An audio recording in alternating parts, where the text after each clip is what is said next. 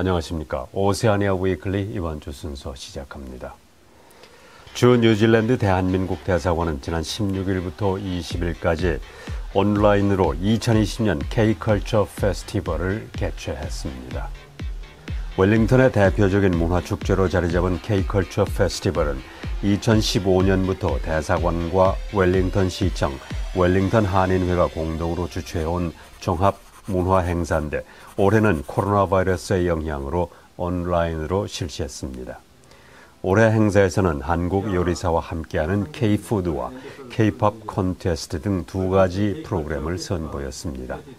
이상진 주 뉴질랜드 대사는 온라인 영상 메시지를 통해 K-컬처 페스티벌이 한국과 뉴질랜드 양국 간 이해와 친분을 더욱 공고히 하는 계기가 되길 바란다고 전하고 코비드-19 영향에서도 K-팝에 대한 열정을 보여준 모든 참가자들에게 감사한다고 말했습니다. 앤디 포스터 웰링턴 시장은 축사 영상을 통해 올해는 대면 행사는 개최할 수 없었지만 온라인 행사를 통해 뉴질랜드 국민들이 K-팝 문화의 놀라운 면모를 접할 수 있는 계기가 되었다고 말했습니다. 뉴질랜드 국립육군박물관에서는 한국전쟁 70주년을 맞아 한국전쟁 사진 전시회가 열리고 있습니다. 지난 10월 2일 개막식을 시작으로 내년 2월 28일까지 5개월 동안 와이우루에 위치한 국립육군박물관에서 한국전쟁 사진전이 열립니다. 최근 국립육군박물관 측은 페이스북에 한국전 참전용사인 레슬리 데이가 한유문화원에서 제작한 Never Forgotten War 책자를 들고 있는 사진을 올리고 그의 아들이 국립육군박물관을 방문한 사실을 소개했습니다. 그의 아들은 95살 된 한국전쟁 참전용사인 아버지를 대신해 한국전쟁 사진 전시회도 관람하고 아버지 리스의 한국전쟁 당시에 대해 박물관 측의 도움을 받아 설명을 듣기도 했다고 박물관 측은 소개하고 있습니다. 전시회를 방문한 아들은 한유문화원에 기증한 책자를 박물관으로부터 전달받아 아버지에게 전달하고 사진을 찍어 박물관에 보냈습니다. 지난 11월 11일 내외동포 정보센터 KIC 주최 제4회 세계 한민족 회의가 열렸습니다. 한국 시간으로 오전 10시 30분부터 1시간 반 동안 열린 화상회의에는 전 세계 회원들이 참여해 서로의 소식을 전해주었습니다. 내외동포 정보센터 정영국 이사장은 전 세계 회원들을 통해 거주 지역에서 코로나 바이러스로 인해 일어나고 있는 교민 기업가들의 상황을 파악하고 격려했습니다. 또한 회원들 간의 비즈니스 연계를 통해 서로 상생할 수 있는 길을 모색하는 방안도 논의됐습니다. 2020 코리아데이 세계문화축제가 11월 13일 서울 강남구 라마다 서울 호텔에서 열렸습니다. 박다이아나 총회장이 이끄는 사단법인 세계문화협회는 이날 코리아데이 어워드 시상식도 거행했습니다. 코리아데이 어워드는 2020년 한 해 동안 각 분야에서 한국의 브랜드 가치 상승과 이미지 제고를 위해 두드러진 성과를 낸 개인 또는 기업에 주어졌습니다. IT 부문의 삼성전자 이재용 부회장을 비롯해 K-팝 부문의 BTS 방탄소년단, 영화 부문 봉준호 감독, 스포츠 부문 손흥민 선수 등이 수상했습니다.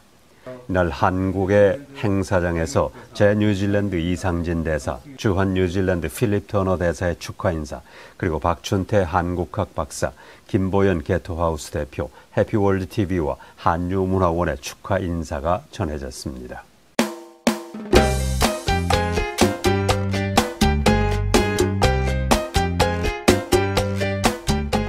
일부 뉴질랜드 이민 신청자들은 자신들의 비자가 처리되지 않고 환불도 받지 못한 데 대해 사기를 당한 느낌이라고 말하고 있습니다.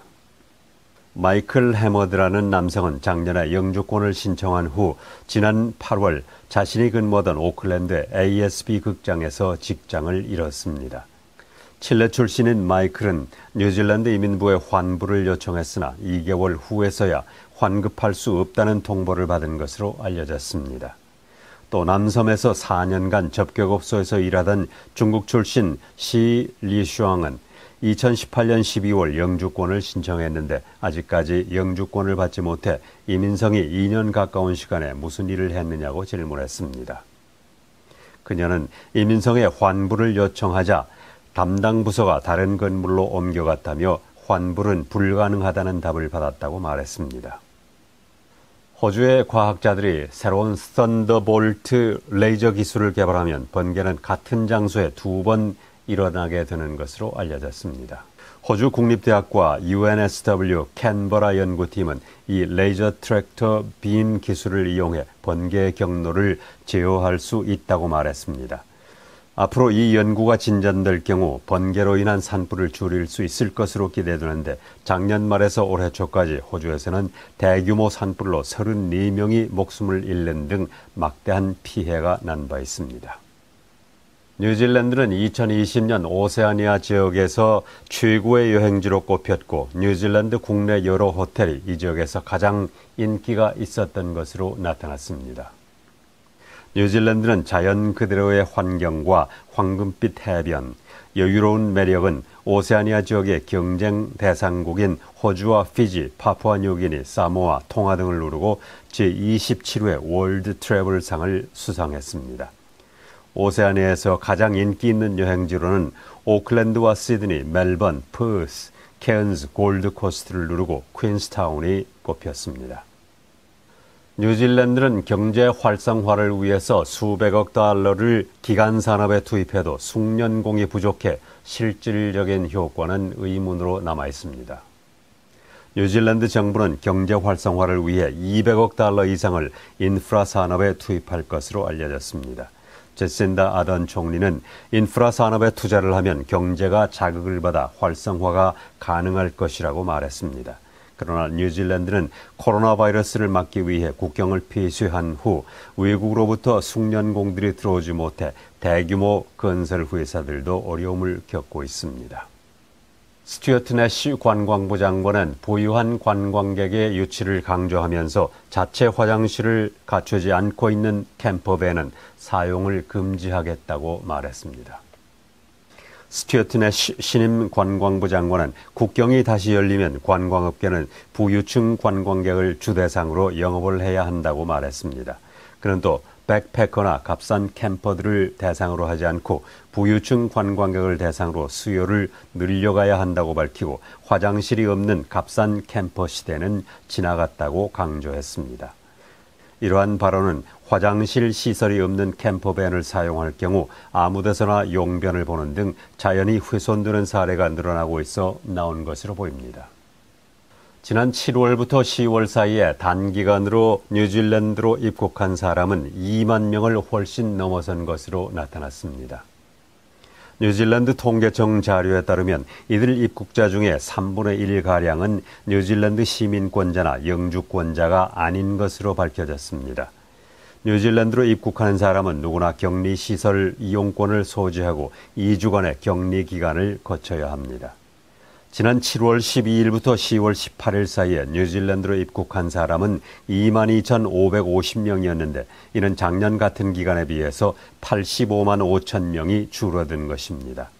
또 지난 4월부터 8월까지 입국한 사람 중에 67%는 뉴질랜드 시민권자였는데 이들 중에 900명은 미국, 100명은 피지, 930명은 영국, 460명은 인도, 910명은 중국에서 입국한 것으로 나타났습니다.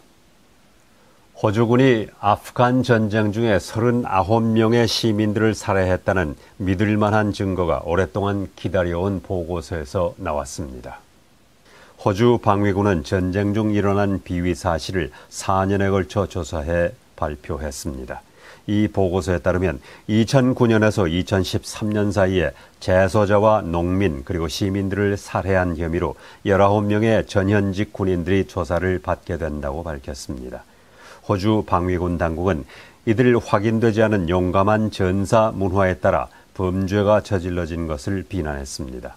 호주는 지난 2002년 탈레반 전복 이후 지금까지 미국이 이끄는 연합군의 일원으로 아프가니스탄에 병력을 파견하고 있습니다. 호주군의 1차 임무는 아프간 군인들을 훈련시키는 것이었으나 이들은 점차 반군과의 전투에 참여하게 됐습니다. 팀 뉴질랜드는 아메리카컵 요트 대회에서 우승하기 위해 완전히 새로운 요트를 구입했습니다. 이 새 요트는 테 레후타이라는 이름으로 지난 목요일 저녁에 처음으로 선을 보였는데 기존의 테 아이해와 큰 차이가 있는 것으로 알려졌습니다. 팀 뉴질랜드는 새로운 요트가 어떤 장점이 있는지 아직까지 공개하지 않고 있으나 오는 12월 공식 레이스를 앞두고 곧 테스팅 프로그램에서 확실하게 나타날 것으로 보입니다. 테 레후타이는 오는 12월 17일 크리스마스컵 레가타에 출전하고 내년 3월 6일부터 시작되는 아메리카컵 요트 대회에 출전하게 됩니다. 뉴질랜드인들은 국회의원의 임기를 3년에서 4년으로 늘리기를 원하고 있고 90%의 응답자는 뉴질랜드의 민주주의 과정을 신뢰한다는 여론조사 결과가 나왔습니다. 여론조사 기관인 리서치 뉴질랜드는 국회의원의 임기와 의무 투표의 타당성 그리고 민주주의에 대한 신뢰도를 묻는 여론조사 결과를 발표했습니다. 리서치 뉴질랜드의 파트너는 미국 대선이 끝난 후 뉴질랜드의 민주적 절차가 다른 세계 여러 나라와 비교해 어떤가를 들어보기 위해 여론조사를 실시하게 됐다고 말했습니다. 이번 여론조사에서 민주주의 절차에 대해 뉴질랜드인은 90% 이상 신뢰한다고 답해 호주인의 66%, 영국인 55%, 미국인 23%, 홍콩인 8%에 비해 크게 높은 것으로 나타났습니다. 또 뉴질랜드 국회의원의 임기는 3년에서 4년으로 늘리는 것이 좋다는 응답자가 61%로 나타났습니다. 오세아니아 위클리 이번 주 순서를 마칩니다. 감사합니다.